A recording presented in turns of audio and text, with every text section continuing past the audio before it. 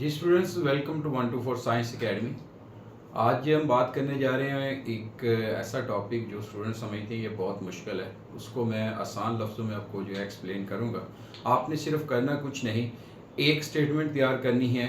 उसी स्टेटमेंट से आप जो है उसके बाकी जितनी भी चीज़ें हैं उनको आप आसानी से लिख सकते हैं। लॉन्ग क्वेश्चन के हवाले से ये इंपॉर्टेंट है। तो आपके पास जो है 9th क्लास की केमिस्ट्री का टॉपिक है chemical properties of acid. Acid की कीमियाई खसूसियात क्या हैं, या ये कह सकते हैं कि एसिड की जो केमिकल प्रॉपर्टीज़ हैं वो क्या हैं, उनको हम डिस्कस करेंगे।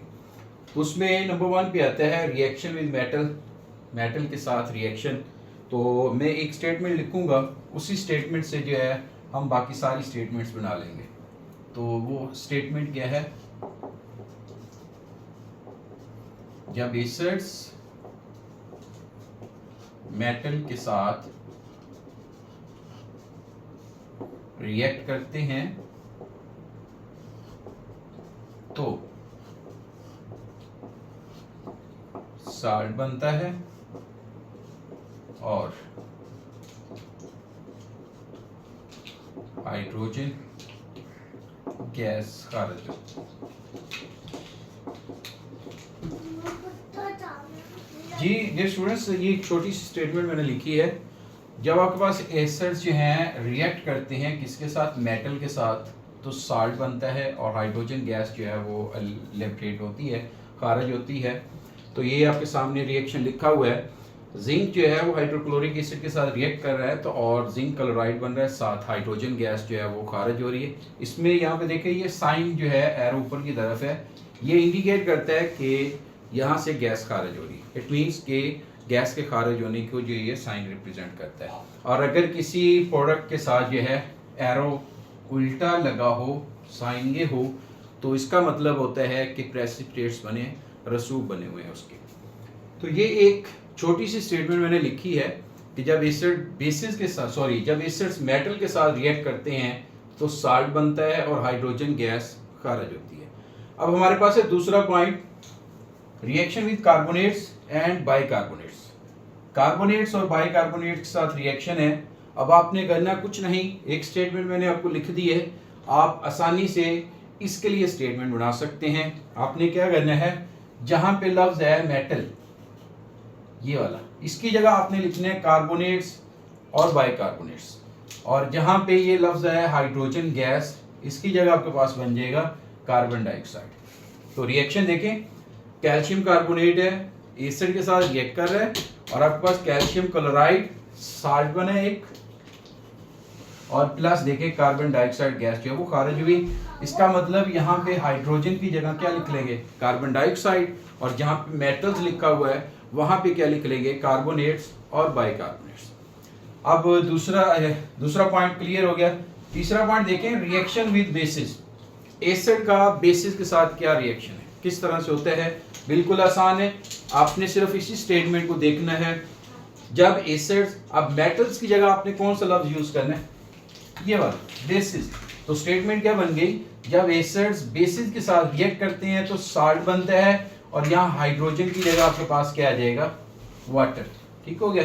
तो आपके पास स्टेटमेंट है रिएक्शन विद बेसिस, बेसिस के साथ रिएक्शन, जब एसिड बेसिस के साथ रिएक्ट करते हैं तो साल्ट बनता है और हाइड्रोजन गैस की जगह क्या लिख लेंगे बेटा, हम लिख लेंगे वाटर। तो हमारे पास स्टेटमेंट बन गई, जब एसिड बेसिस के साथ रिएक्ट करते हैं तो साल्ट बनता है और वाटर बनता है। डन। और इसी तरह ये स्टेटमेंट आपके पास नेक्स्ट है जी, टाइटल आपके पास रिएक्शन विद मेटल ऑक्साइड। जब एसिड जो है वो मेटल ऑक्साइड के साथ रिएक्ट करते हैं तो साल्ट बनता है और साथ वाटर बनता है।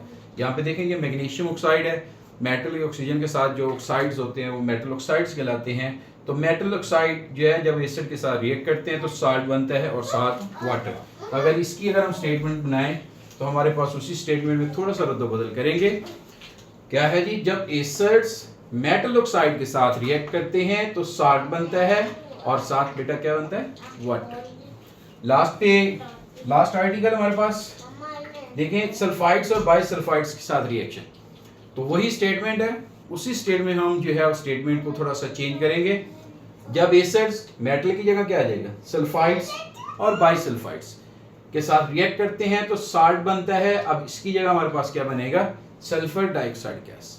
तो हमारे पास स्टेटमेंट बन गई, जब एसिड्स सल्फाइड्स और बाइसल्फाइड के साथ रिएक्ट करते हैं तो साल्ट बनता है और सल्फर डाइऑक्साइड गैस जो है वो खारिज होती है। ये रिएक्शन है, सोडियम सल्फाइड है, हाइड्रोक्लोरिक एसिड के साथ रिएक्शन हो रहा है और आपके पास देखें साल्ट बन रहा है और साथ सल्फर डाइऑक्साइड, ये साथ फिर एरो है।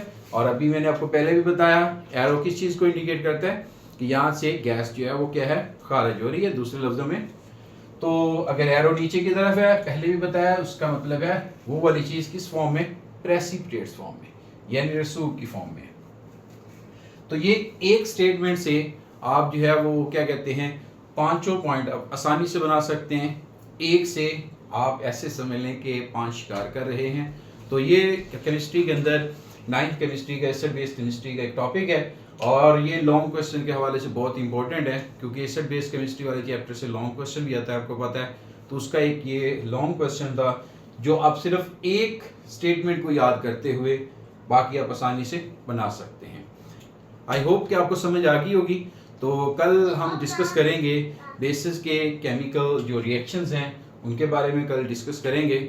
और अगर आपको क्वेश्चन हो तो आपने कमेंट बॉक्स में लाजमी करना है, और अगर वीडियो पसंद है तो वीडियो को लाइक कर देना है, चैनल को सब्सक्राइब कर देना है। इसी तरह की अच्छी आपको वीडियोस मिलती रहेंगी और आपके कंसेप्ट जो हैं वो केमिस्ट्री के हवाले से 100% क्लियर होते रहेंगे। Thank you so much.